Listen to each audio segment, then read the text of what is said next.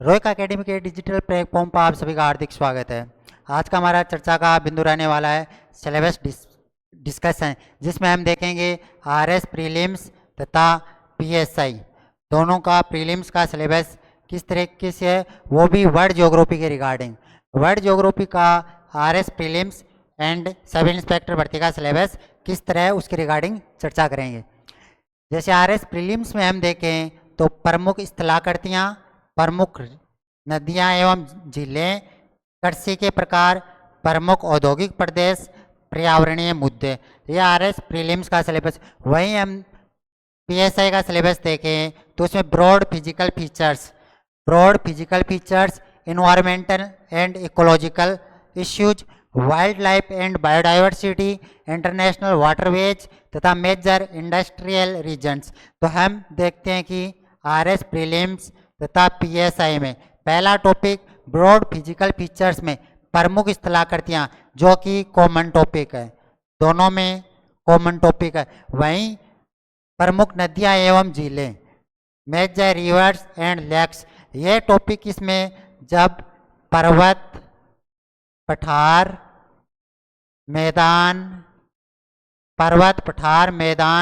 मरुस्थल, इनका जब विस्तृत अध्ययन करते हैं कंटिनेंट के हिसाब से, तो हम उसमें प्रमुख नदियाँ तथा झीलें भी पढ़ते हैं।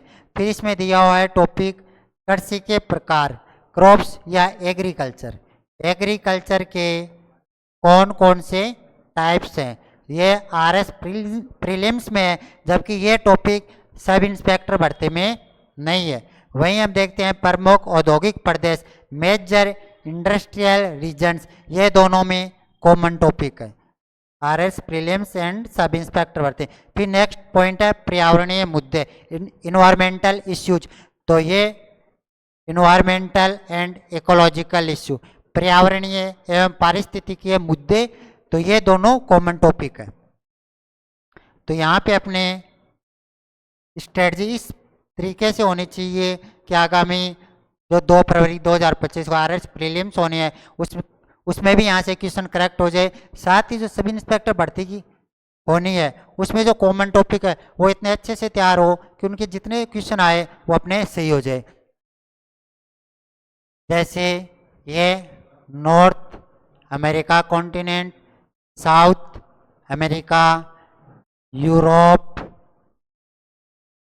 अफ्रीका, एशिया तथा ऑस्ट्रेलिया, और ये अंटार्कटिक।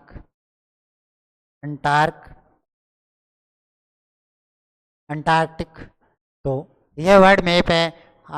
आने वाली क्लास में हम अपनी स्टडी है जो हमने सिलेबस के पॉइंट देखे हैं, ये सभी पॉइंट अकॉर्डिंग टू कॉन्टिनेंट या महाद्वीप के, कि नॉर्थ अमेरिका के रिगार्डिंग प्रमुख स्थलाकृतियों में जो हमने पर्वत, पठार, मैदान, मरुस्थल देखे हैं, या फिर जो रिवर्स एंड लेक्स है, वो नॉर्थ अमेरिका स्पेसिफिक कॉन्टिनेंट में कौन सी है, साउथ अमेरिका में, यूरोप में, एशिया में, ऑस्ट्रेलिया में तथा अंटार्कटिका में किस तरीके से इनकी अवस्थिति है, ये अपना डिस्कशन रहेगा।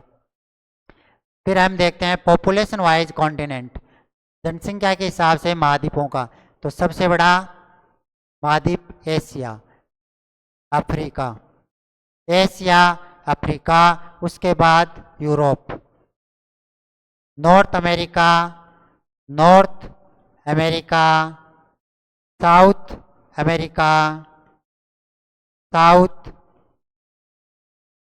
साउथ अमेरिका, उसके बाद ऑस्ट्रेलिया तथा अंटार्कटिक। ये जनसंख्या के हिसाब से महाद्वीपों का क्रम है। यहाँ मैक्सिमम है, वहीं यहाँ पे अंटार्कटिक निर्जन क्षेत्र है या शून्य जनसंख्या। वहीं हम एरिया वाइज देखें तो सबसे बड़ा महाद्वीप एशिया, उसके बाद अफ्रीका, और अफ्रीका के बाद जब हम जनसंख्या की बात कर रहे थे तो यहाँ पे था हमारा यूरोप। तो एरिया वाइज हम देखेंगे तो यहाँ पे है नॉर्थ अमेरिका, उसके बाद साउथ अमेरिका, फिर अंटार्क उसके बाद यूरोप और लास्ट ऑस्ट्रेलिया। जनसंख्या के हिसाब से सबसे बड़ा महाद्वीप एशिया और सबसे छोटा महाद्वीप अंटार्कटिका। वहीं हम क्षेत्रफल के हिसाब से देखें तो एशिया और ऑस्ट्रेलिया। अब हम आरएस प्रीलिम्स भर्ती में जो क्वेश्चन आए हुए हैं, प्रीवियस क्वेश्चन है, उनके बारे में देखेंगे तथा अपने आगे की रणनीति इसी के अकॉर्डिंग डिसाइड करेंगे कि एग्जाम में किस तरीके से कौन से टॉपिक से क्वेश्चन पूछे गए हैं तथा उनकी नेचर या प्रकृति क्या है। जैसे यहाँ पे पहला क्वेश्चन है, निम्नलिखित में से कौन सा सही सुमेलित नहीं है, और ये हमें किसके रिगार्डिंग बताना है, लेक्स तथा कंट्री, कि कौन सी झील कौन से देश में अवस्थित है, इसके रिगार्डिंग एक क्वेश्चन है तथा हमें असत्य कथन बताना है। बालकस श्रेणी, बालकस झील कजाकिस्तान में, टिटिकाका बोलिविया पेरू में, एरी यूएसए या कनाडा में, बैकाल यूक्रेन। तो यहाँ पे ये स्टेटमेंट है गलत, क्योंकि बैकाल रशिया में है, बैकाल झील है और रूस में, और ये लास्ट टाइम से चर्चा में भी है, जब से रूस यूक्रेन कॉन्फ्लिक्ट स्टार्ट हुआ है तब से यूक्रेन हो चाहे रशिया वाला, दोनों ही क्षेत्र काफी चर्चा में। तो यहाँ पे आंसर हो जाता है डी ऑप्शन, बैकाल यूक्रेन में ना होकर यह रूस में है। तो यहाँ पे ये जो क्वेश्चन पूछा गया था, जो नदियां एवं झीलों, नदियां एवं झील, जो हमारे सिलेबस का पॉइंट था, डायरेक्ट यहाँ से क्वेश्चन था। ये झीलों के रिगार्डिंग डायरेक्ट जो सिलेबस में मेंशन किया हुआ वहीं से अपना ये क्वेश्चन पूछा गया था। फिर हम देखते हैं अगले क्वेश्चन को, कौन सा एक सही सुमेलित नहीं है, और ये क्वेश्चन पूछा गया है industrial region, industrial regions, major जो औद्योगिक क्षेत्र थे वहां से क्वेश्चन पूछा गया है। डेट्रॉइट ऑटोमोबाइल, गोरनाया सोरिया, सूती वस्त्र, एनसान लोहा इस्पात, योकोहामा जलपोत। यहाँ पे योकोहामा जलपोत ये सही है, जो कि जापान में। डेट्रॉइट ऑटोमोबाइल क्षेत्र जो मिशिगन वाला क्षेत्र है, प्रांत है, यूएस में, वहां स्थित है। गोरनाया सोरिया क्षेत्र है, यह रूस में है, गोरनाया ये रूस में है, जो कि अयस्क और या मिनरल्स या फिर कोयला, इसके रिगार्डिंग ये फेमस है। तो इसका आंसर हो जाता है ऑप्शन नंबर 3, गोरनाया सोरिया क्षेत्र। यह सूती वस्त्र ना होकर यह है अयस्क, खनिज या कोयला के लिए। तो ये डायरेक्ट क्वेश्चन कहाँ से था, इंडस्ट्रियल रीजन वाले टॉपिक से। फिर हम अगले क्वेश्चन को देखते हैं, जो कि स्थलाकृति, जो आरएस प्रीलिम्स में पहला टॉपिक था स्थलाकृतियां। तो उसके रिगार्डिंग क्वेश्चन है कि ये स्थलाकृति इस महाद्वीप में अवस्थित है। ये हमें कोड दिया हुआ है जो हमें मिलाना है। मेसेटा है, मेसेटा पे सबसे पहले हम आते हैं। तो ये कहाँ पे है, मेसेटा है यूरोप में, मेसेटा है यूरोप में। यूरोप में भी कहाँ पे, स्पेन। मेसेटा है स्पेन या यूरोप में। और कूट वाले पर्सन होते हैं, जो कोड में दिए हुए पर्सन होते हैं, वो सबसे इजी होते हैं। उसका कारण ये होता है, यदि हमें उन कूट में से 1 या 2 तक भी अपनी अप्रोच लगा लेते हैं तो उसके बाद उस क्वेश्चन को हैंडल करना बहुत ईजी होता है। जैसे मेसेटा यूरोप में है तो बी में 3 होना है, बी में यहाँ पे 2 है तो ये गलत हो जाता है, यहाँ पे 4 है ये गलत हो जाता है, 2 ये गलत। तो सिर्फ यदि हमें ये पता हो मेसेटा यूरोप या स्पेन में, तो हमारा यहाँ पे आंसर हो जाता है 4 नंबर। फिर हम देते हैं एकांकागुआ, जो कि दक्षिण अमेरिका में, एकांकागुआ दक्षिण अमेरिका में, तथा सेरेनिगेटी मैदान है ये है अफ्रीका में, और गिब्सन डेजर्ट है ऑस्ट्रेलिया में। तो हमने इस क्वेश्चन में देखा कि हर फैक्ट हमें तैयार नहीं है। कूट वाला यदि कोई पर्सन है तो उसमें ये नहीं सोचना है कि ये इतना बड़ा क्वेश्चन कैसे होगा, सभी पॉइंट हमें याद नहीं है। यदि उनमें से 1 या 2 कूट भी हमें पता है तो अपना क्वेश्चन सी होने की प्रोबेबिलिटी बढ़ जाती है। तो ये क्वेश्चन कौन सा टॉपिक था, स्थलाकृति तथा उसके कॉन्टिनेंट से मिलान करना था। अगला क्वेश्चन है, जो वाटर बॉडीज का एक सिलेबस में टॉपिक दिया हुआ था, जो था major international waterways, international waterways. ये किस में है, सब इंस्पेक्टर में। जबकि यहाँ पे सिर्फ हमें प्रमुख नदियाँ तथा झीलें दी होगी, फिर भी हमें क्वेश्चन कहाँ से पूछा गया, प्रमुख वाटरवेज।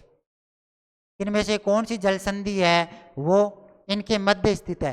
तो यदि हमें बेरिंग जल संधि ये भी कूट वाला प्रश्न है। बेरिंग जल संधि, एशिया को उत्तरी अमेरिका, एशिया को उत्तरी अमेरिका। यदि हम ग्लोब की बात विश्व मानचित्र पे आए या ग्लोब पे देखें तो जो ये वाला क्षेत्र है, अलास्का वाला क्षेत्र, ये है अलास्का, अलास्का। तो इस क्षेत्र को मतलब ये किसका होगा, उत्तरी अमेरिका का। तो उत्तरी अमेरिका को एशिया कॉन्टिनेंट से जोड़ते हो कौन सी है, बेरिंग जल संधि, बेरिंग जल संधि। तो सी में 4, सी में 4 सिर्फ इसमें है। तो ये भी नहीं है, ये भी नहीं है, ये भी नहीं है। तो हमारा ऑप्शन नंबर बी। सिर्फ हमें ये पता हो कि बेरिंग जल संधि एशिया और उत्तरी अमेरिका को, हॉर्मोज एक काफ़ी चर्चा में रहती है। जब से इजराइल कॉन्फ्लिक्ट स्टार्ट है, इजराइल हमास वॉर स्टार्ट हुआ है, तब से हॉर्मोज जल संधि काफ़ी चर्चा में है। और साथ ही यदि आए दिन न्यूज़पेपर में ये पढ़ने को मिलता है कि ईरान कभी न्यूक्लियर टेस्ट कर सकता है, तो उस यदि न्यूक्लियर टेस्ट कर लेता है, उस पर सैंक्शन लग जाते हैं, तो हॉर्मोज जो जल संधि है उसको कभी भी ब्लॉक कर सकता है, जिससे इंटरनेशनल ट्रेड है वो प्रभावित होगा। तो इसलिए ये भी चर्चा में। तो हारमुज कहाँ पे होगी, फारस तथा ओमान की खाड़ी के मध्य। मलक्का जल संधि है इंडोनेशिया तथा मलेशिया, जो भारत के दक्षिण पूर्वी देश है, वहाँ पे इंडोनेशिया मलेशिया। जब चाइना की पॉलिसीज को लेकर ये बात होती है कि चाइना का हिंद महासागर में, इंडो पैसिफिक क्षेत्र में वर्चस्व बढ़ रहा है, तब हारमुज जल संधि को लेकर चर्चा होती है कि वैश्विक व्यापार किस तरह इस संधि से, जल संधि से मैक्सिमम होता है। फिर यहाँ पे जिब्राल्टर जल संधि है, यह अफ्रीका तथा यूरोप के मध्य। तो हमारा आंसर है 2 नंबर। फिर अगले क्वेश्चन को देखते हैं, और ये है एग्रीकल्चर के, जो अपने सिलेबस में एक पॉइंट था कृषि के रिगार्डिंग, कृषि के प्रकार। और कृषि के प्रकार में हम ये भी पढ़ते हैं एग्रीकल्चर, एग्रीकल्चर टाइप में कि कृषि के कौन से प्रकार होते हैं, कौन से टाइप्स होते हैं, जिसमें हम देखते हैं गहन निर्वाह होती है, जीविका निर्वाहन कृषि होती है, कमर्शियल कृषि होती है, व्यापारिक कृषि होती है, रोपण कृषि होती है, बागाती कृषि होती है। तो विभिन्न कृषियों के प्रकार है तथा कुछ स्पेसिफिक नाम भी होते हैं कि उनको श्रीलंका में क्या बोला जाता है, इंडोनेशिया में क्या बोला जाता है, ब्राज़ील में क्या बोला जाता है। तो विभिन्न नाम भी होते हैं। तो उसके रिगार्डिंग हम डिटेल से चर्चा करेंगे कि कृषियों के प्रकार कौन से, किस क्षेत्र में किस, जैसे इंडिया में भी हम देखते हैं और इस राजस्थान में भी देखते हैं कि कृषियों के किस तरह वालरा चिमाता नाम आदिवासी क्षेत्रों में लिए जाते हैं, स्थानांतरित कृषि के, झुम्मे कृषि के। तो ये हम जब कृषि वाला टॉपिक पढ़ेंगे, एग्रीकल्चर के टाइप पढ़ेंगे, वहाँ पे देखें। तो यहाँ पे एक क्वेश्चन डायरेक्ट इस टॉपिक से पुट हुआ है, विश्वोत्तरी के प्रदेश में उच्च भूमि में किस तरह की कृषि की जाती है।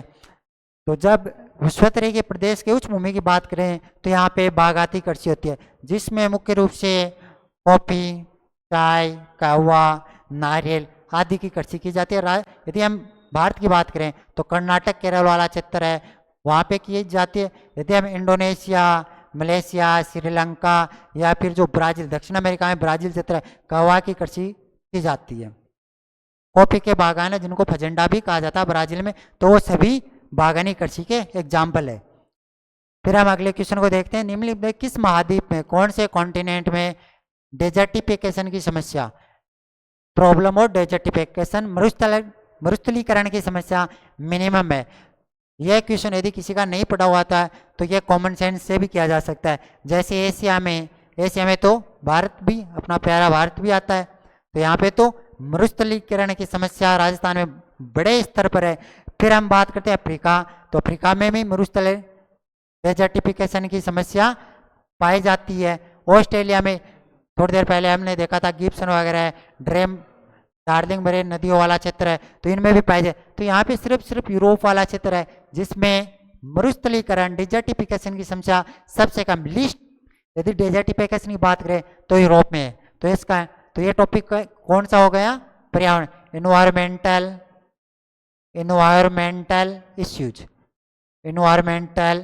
इश्यूज।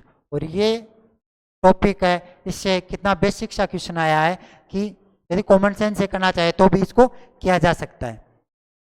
अगला क्वेश्चन है, औद्योगिक प्रदेश के रिगार्डिंग है कि इनमें से कौन सा औद्योगिक प्रदेश यूएसए संयुक्त राज्य अमेरिका में यूएसए में स्थित नहीं है।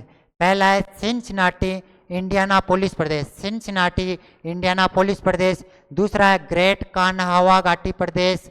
तीसरा है मिडलैंड्स। चौथा है मिशिगन। मिशिगन वाला हमने थोड़ी देर पहले देखा था। तो जो मिडलैंड्स प्रदेश है यह है यूके में, यूनाइटेड किंगडम में। तो यहाँ पे संयुक्त राज्य अमेरिका औद्योगिक प्रदेश नहीं है ये पूछा था, तो इसका आंसर हो जाता है ऑप्शन नंबर 3। ये भी डायरेक्ट जो इंडस्ट्रियल रीजन थे वहां से क्वेश्चन पुट हुआ है। फिर हम देखते हैं अगला क्वेश्चन, एल्लब नदी तथा राय नदी किस सागर में। ये जो नदी और झीलों वाला टॉपिक था वहां से क्वेश्चन पुट हुआ है, जिसमें ये पूछा है कि ये नदियां हैं एल्लब तथा रायन अपना जल किस नदी में गिराती है। तो ये जो नॉर्थ सी है उसमें अपना जल गिराती है। तो इसका आंसर हो जाता है उत्तरी सागर। ये अपने आरएस प्रीलिम्स में जो वर्ल्ड ज्योग्राफी के क्वेश्चन थे उनके रिगार्डिंग चर्चा रही है, और आगामी कक्षाओं में हम जो वर्ल्ड ज्योग्राफी के क्वेश्चन है उनको टॉपिक वाइज कंप्लीट करेंगे। जैसे औद्योगिक प्रदेश वाला टॉपिक है, बहुत छोटा सा टॉपिक है, यदि उसकी एक या दो क्लासों में क्वेश्चन फॉर्मेट में हम प्रैक्टिस करेंगे तो डायरेक्ट क्वेश्चन वहाँ से पुट हो जाएगा। वही हम जब कृषि वाला है, कृषि के विभिन्न प्रकार है, वो भी एक छोटा सा टॉपिक है। मेजर टॉपिक है इसमें, यदि हम कॉन्टिनेंट वाइज बात करें, जो प्रमुख स्थलाकृतियाँ हैं उनके रिगार्डिंग बात करेंगे, वो एक बड़ा टॉपिक है, उसको हम मैप की सहायता से करेंगे तो वो भी ईजी हो जाएगा। सफ़र मुसाफिर की पहचान है, सफ़र मुसाफिर की पहचान है, संघर्ष तो करना ही पड़ता है। सफ़र मुसाफिर की पहचान है, संघर्ष तो करना ही पड़ता है। आखिर पिंजरे में किसका सम्मान है। यदि हमें सम्मान चाहिए होता है तो हमें जो पिंजरा है उससे बाहर निकलना ही पड़ेगा। यदि स्वाधीनता, जैसे छोटी कक्षाओं में एक कहानी भी पढ़ते थे कि एक जो पक्षी होता है वो पिंजरे में किस तरह है, जंजीरों में जकड़ा रहता है क्योंकि उसको स्वाधीनता नहीं मिलती। यदि व्यक्ति को सम्मान चाहिए तो उसको पिंजरे से बाहर निकलना ही पड़ेगा।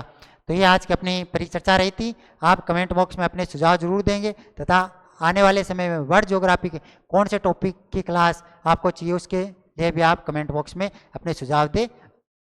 धन्यवाद।